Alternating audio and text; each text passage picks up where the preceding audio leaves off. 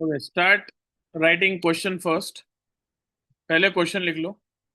ठीक है, क्वेश्चन पहले लिख लेना और एक काम कर लो, जिसका भी मोबाइल का नेम है वो प्लीज अपने नेम को रीनेम कर लो। रीनेम, मोबाइल का नेम आएगा तो अटेंडेंस लेने में प्रॉब्लम होगा। रीनेम करने आता है ना सबको? Please rename. अच्छा मोबाइल है आपके पास तो उसका अपने को फ्लेक्स नहीं करना है मॉडल नंबर लिख के, है कि नहीं?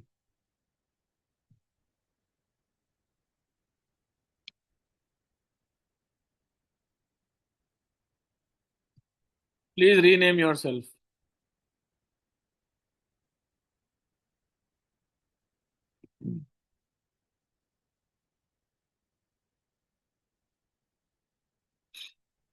क्वेश्चन लिख लो फटाफट everyone.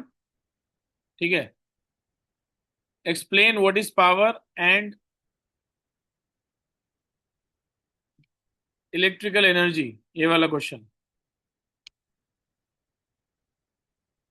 Everyone right this question fast. And जितने भी स्टेटमेंट्स दिख रहे हैं वो भी लिखना है। ठीक है, स्टेटमेंट्स भी लिखना है। जो भी आपको स्क्रीन पे दिख रहा है वो स्टेटमेंट्स भी लिखने हैं, like starting from statement number 1। Question भी लिखना है, स्टेटमेंट भी लिखना है। ठीक है, स्टेटमेंट एंड क्वेश्चन सब कुछ लिखना है। बराबर, एक दो तीन चार पांच स्टेटमेंट है टोटल। वहां तक हो जाए तो मेरे को बताना, फिर डन लिखना, फिर मैं समझाना स्टार्ट करता हूँ। ओके, सबका ध्यान इधर। So what is power and what is electrical energy? Before I start this explanation,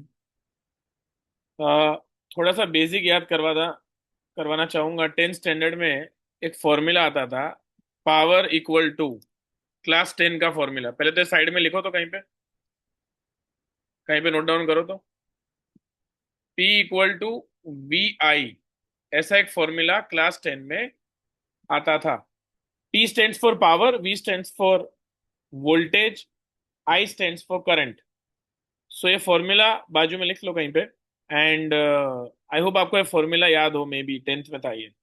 ठीक है, नाउ फर्स्ट स्टेटमेंट क्या लिखा है उसको स्टेप बाय स्टेप में रीड करते आता हूँ। लास्ट लाइन में नीचे देखो, consider a conductor with end points A and B. पहले अपन ने एक वायर सपोज किया है, एक कंडक्टर सपोज किया है। ठीक है, फर्स्ट स्टेटमेंट। सेकेंड पॉइंट में क्या लिखा है नीचे देखो, suppose we A is the electric potential at point A. V A का मतलब पोटेंशियल एट पॉइंट ए। लिखते जाना सब लोग साथ साथ में। नेक्स्ट पॉइंट का क्या लिखा है, V B is the electric potential at point B. ये भी समझ में आ गया होगा। दोनों पॉइंट का अलग अलग वोल्टेज है। क्लियर हुआ सबको? ठीक है, दोनों पॉइंट्स का काफी अलग वोल्टेज है। समझ में आ रहा है सबको? क्लियर?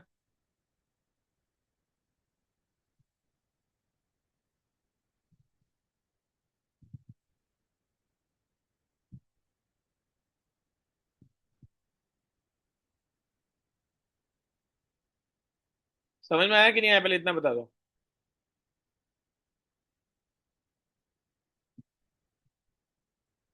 क्लियर हुआ? ठीक है, नेक्स्ट क्या लिखा है बच्चों देखो। नेक्स्ट,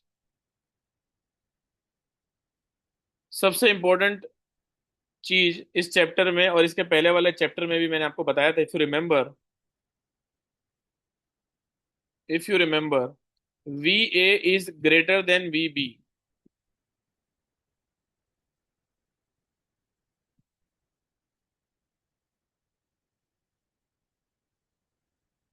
वी ए इज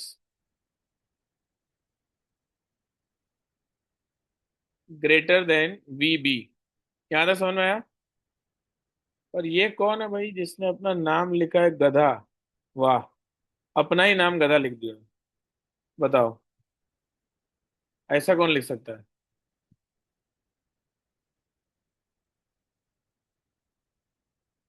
कौन है यार ये?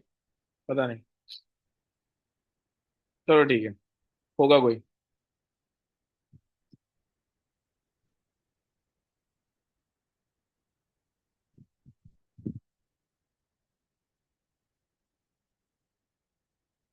क्लियर हुआ सबको? यहां तक क्लियर है? ठीक है। अब वोल्टेज अलग अलग क्यों होना चाहिए? कोई बता सकता है चैप्टर 2 में इसका क्या रीजन था? कोई एक वोल्टेज ज्यादा और कोई एक वोल्टेज कम होने का क्या क्या फायदा है? Tell me, what are the advantages? What are the advantages of having different voltage? Anyone? बोलो बोलो।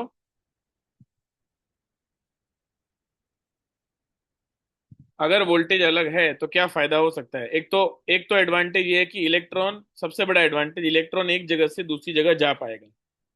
ये याद है सबको, मैंने बताया था। अगर अगर वोल्टेज सेम है तो इलेक्ट्रॉन एक जगह से दूसरी जगह जा ही नहीं सकता। बोलो, आया समझ में?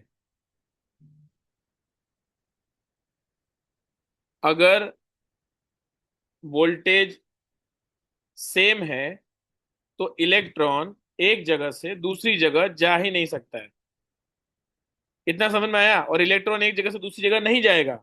एक चीज सोच के देखो, तो करंट बन पाएगा? क्या लगता है? अगर इलेक्ट्रॉन फ्लो ही नहीं करेगा तो क्या करंट बनने का कोई चांस है? राइट? नहीं है ना? नहीं है ना? राइट? ओके। अब यहाँ पे आगे समझते हैं। देखो, नेक्स्ट स्टेटमेंट्स क्या लिखे हैं वहां से आपको लिखते जाना है। राइट? नेक्स्ट स्टेटमेंट्स यानी यहां से, इधर से, जहां से भी बाकी था। So next statement is starting from electric current से लेकर इक्वेशन नंबर 1 तक, नीचे तक लिख दो। ठीक है? वहां तक हो जाए तो मेरे को बताना। समझे क्या बोला मैं? वंस अगेन, एक बार रिकॉर्डिंग में भी इसको कंसिडर कर लेते हैं। सुनो शांति से। फर्स्ट वाला पॉइंट देखो क्या लिखा है इधर। किसका वोल्टेज ज्यादा है? तो लिखा है कि ए पॉइंट का वोल्टेज बी पॉइंट के वोल्टेज से ज्यादा है। तो मैं यहाँ पे ये समझा रहा हूं कि करंट कहां से कहां फ्लो करेगा। तो जिसका ज्यादा वोल्टेज है ना, वहां से करंट फ्लो करेगा कम वोल्टेज वाले पॉइंट पे। पता चला? करंट कहां से कहां फ्लो करेगा? ए पॉइंट से बी पॉइंट पे। अब अगर करंट ए से बी जाएगा, मान लो, मान लो ये करंट है, तो इलेक्ट्रॉन किस साइड जाता है आपको याद है? नहीं आया तो बता दूं। यार, इलेक्ट्रॉन करंट के डायरेक्शन से अपोजिट ट्रेवल करता है। यानी इलेक्ट्रॉन कहां से कहां जाएगा? इस हिसाब से, इस हिसाब से इलेक्ट्रॉन कौन से पॉइंट से कौन से पॉइंट पे जाना चाहिए? यस, राइट टू लेफ्ट, यानी कि ए पॉइंट, सॉरी, बी पॉइंट से ए पॉइंट तक। ये याद रहेगा सबको, है ना? ये डायग्राम जो मैंने बनाया है, इस इक्वेशन के एकदम नीचे कहीं पे साइड में ऐसे लिख दो आप भी ड्रॉ करके। ये वाला डायग्राम, ये वाला, जिससे आपको भी याद रहना चाहिए कि करंट कहाँ जाता है, इलेक्ट्रॉन कहाँ जाता है। ये नोट डाउन कर लो, ड्रॉ कर लो। ड्रॉ हो जाए तो बताना मेरे को। चलो अब ये लिखो फटाफट। क्या लिखा है देखो इधर, दिख रहा है आपको? Is it visible to everyone? ठीक है, इक्वेशन नंबर 4 तक लिख दो, फिर मैं एक्सप्लेन करता हूँ क्या है वो। राइट?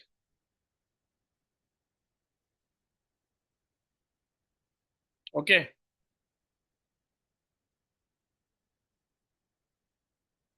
इजी टॉपिक है यार। चलो, पोटेंशियल डिफरेंस लिखा है। सबसे पहले इक्वेशन नंबर 1 पे आते हैं। ठीक है? दो पॉइंट का वोल्टेज अलग अलग था, है कि नहीं? दोनों पॉइंट का वोल्टेज अलग अलग था। एक का ए था, एक का वी ए था, एक का वी बी था। और ज्यादा किसका था? ज्यादा, ज्यादा किसका था? तो ज्यादा था वी ए का। तो ज्यादा में से कम को माइनस करेंगे कि नहीं करेंगे? बताओ। ज्यादा में से कम को माइनस करेंगे कि नहीं? क्या लगता है आपको? है ना? तो V A minus V B किया है। ओके। फिर इक्वेशन 2 में क्या लिखा है? रीड करो स्टेटमेंट ऊपर से। The total charge passing from B to A. तो चार्ज का फॉर्मूला इस चैप्टर में क्या था? I into T. याद आ रहा है? ये भी हो गया, ये भी हो गया अपना क्लियर। ठीक है? अब हम बात करते हैं इक्वेशन 3 और 4 का। ऊपर देखो, 3 और 4 में पोटेंशियल एनर्जी लिखा है। ये फॉर्मूला बच्चों चैप्टर 2 से आ रहा है, if you remember, W = QV वाला फॉर्मूला। याद आया? W = QV वाला फॉर्मूला है ये। ठीक है, यहां तक क्लियर हो गया?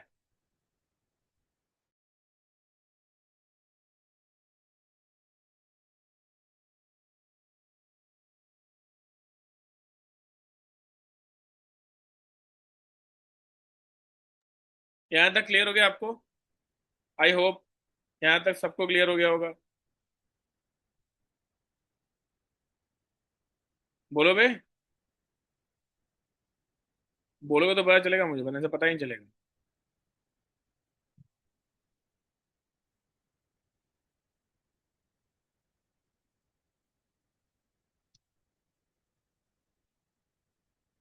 क्लियर?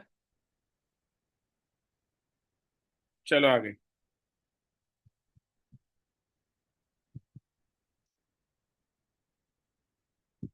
ठीक है, आगे। नेक्स्ट। नेक्स्ट यहां से लिखना स्टार्ट करो। यहां से चेंज इन पोटेंशियल एनर्जी, यहां से लिखना स्टार्ट करेंगे इक्वेशन 6 तक। फिर मैं इसको भी समझा रहा हूँ, जल्दी लिख लो। स्टेप बाय स्टेप जाते हैं। First of all, change in potential energy. ठीक है, तो चेंज इन पोटेंशियल एनर्जी मतलब फाइनल माइनस इनिशियल करना है। इधर क्या लिखा है ब्रैकेट में, ध्यान से देखो थोड़ा, ये लिखा था आपने, फाइनल माइनस इनिशियल। अब फाइनल यानी पॉइंट बी वाला पोटेंशियल एनर्जी, तो you B minus U A. फिर यू बी का वैल्यू क्या रखा अपन ने, इधर देखो, ये रखा। और यू ए का वैल्यू ये रखा। दोनों में से कॉमन क्या निकलेगा? तो सीधी बात है, दोनों में से क्यू कॉमन निकल गया, ये भी हो गया। अब मेरे को सिर्फ इतना सोच के बताओ, ये जो मैंने सर्कल किया है, ये सर्कल के अंदर जो भी लिखा है उसका वैल्यू पॉजिटिव होगा कि नेगेटिव होगा? देखो, हमने थियरी के स्टार्टिंग में कुछ सपोज किया था, किसका वोल्टेज ज्यादा है। उस लॉजिक से सोच के बताओ, वीबी माइनस वी ए का आंसर पॉजिटिव होगा कि नेगेटिव होगा? ये रिप्लाई करना है सबको। बताओ भाई, आप बताएंगे तो ही पता चलेगा।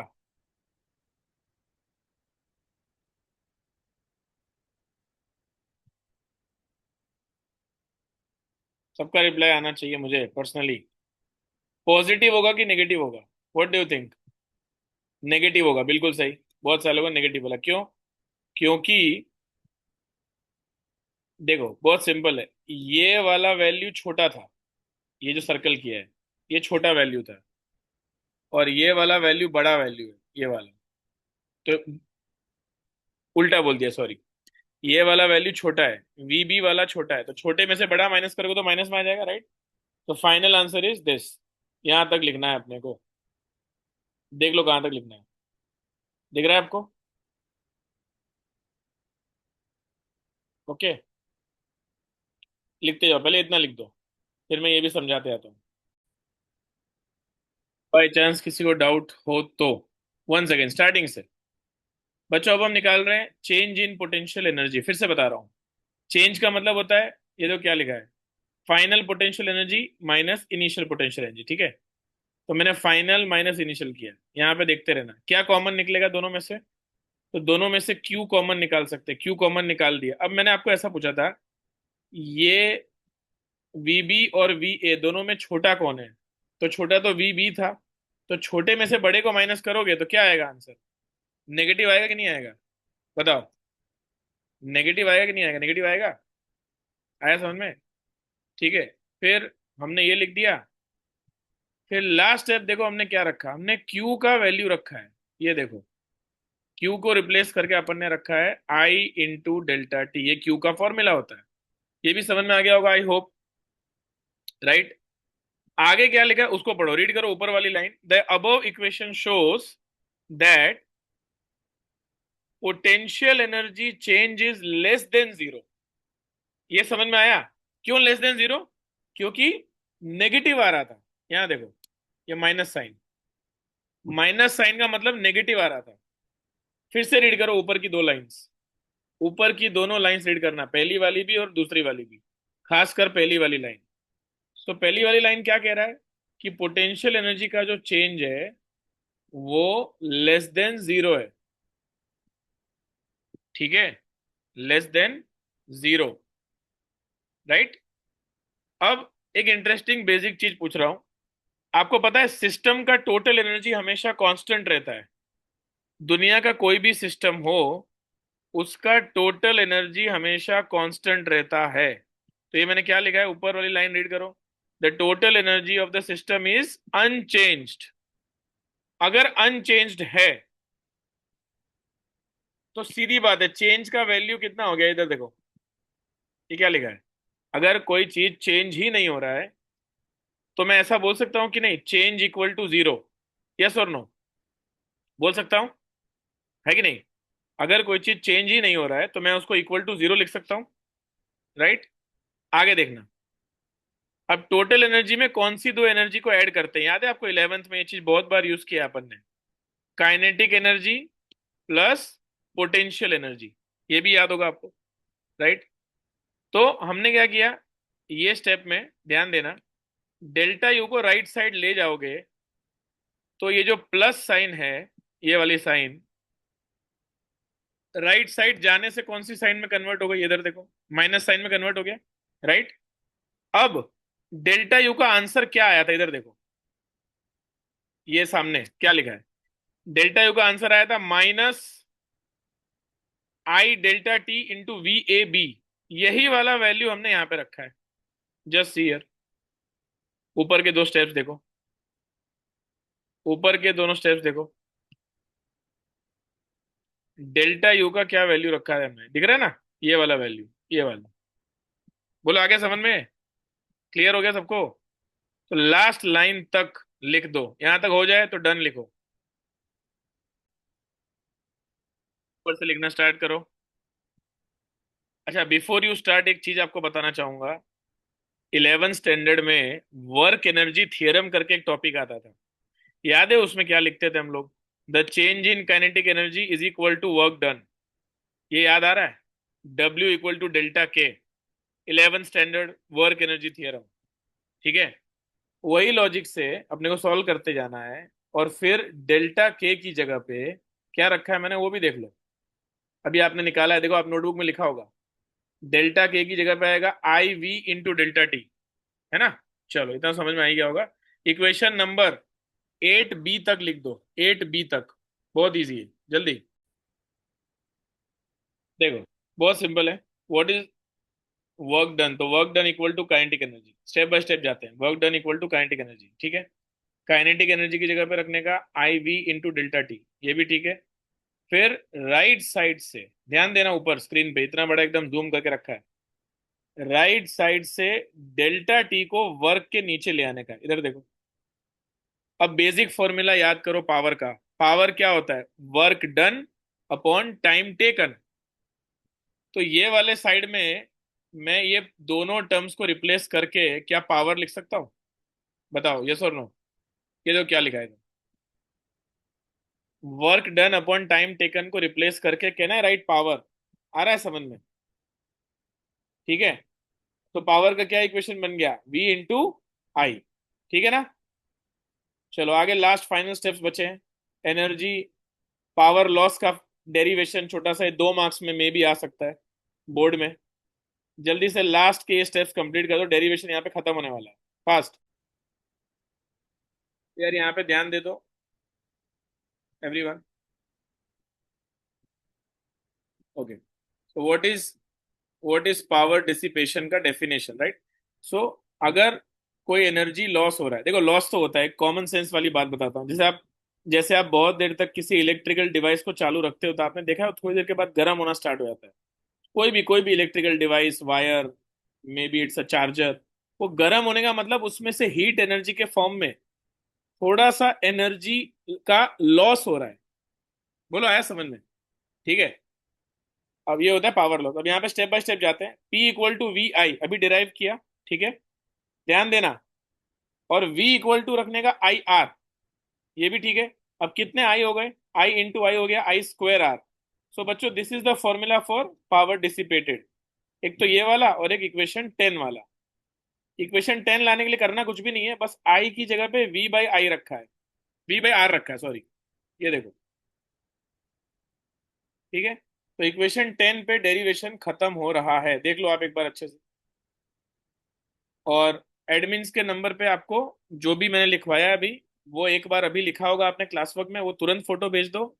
और और सबसे इंपॉर्टेंट बात, 2 बार और लिखकर इस डेरिवेशन को आपको भेजना है, शाम को 6:30 बजे से पहले, वही एडमिन्स के नंबर पे। अभी एक बार भेजना है, कंपलसरी तुरंत लेक्चर के बाद। जिसने लिख लिया है वो मीटिंग लीव कर दो, फास्ट।